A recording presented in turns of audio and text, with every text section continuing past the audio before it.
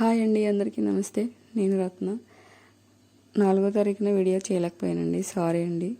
పూజ చేసుకునేసరికి ఆ రోజు నీరసం వచ్చేసింది. నేను 2 ఇయర్స్ నుంచి కంపల్సరీ మానకుండా చేసుకుంటాను.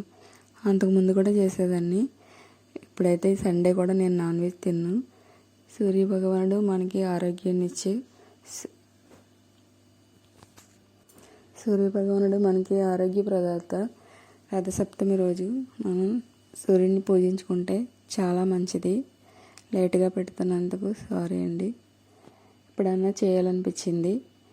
సూర్యుడికి ఇలా పసుపు, కుంకుమ, కొంచెం బెల్లము, పువ్వులు వేసి అర్ఘ్యం సమర్పించుకోవాలి సూర్య భగవానుడికి. చాలా మంచిది సూర్యుని పూజిస్తే. నేనైతే చాలా నమ్ముతాను, చేస్తున్నాను కూడా.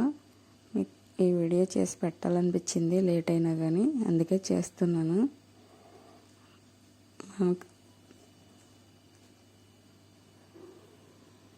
ఇలా పూజ చేసుకున్నాను నేను.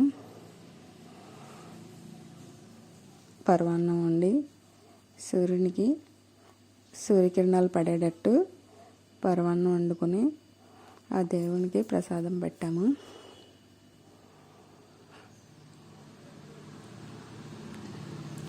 మనకి జరిగే మంచి షేర్ చేసుకోవాలనిపించింది, అందుకే ఈ వీడియో పెడుతున్నాను, లేట్ అయినా కానీ.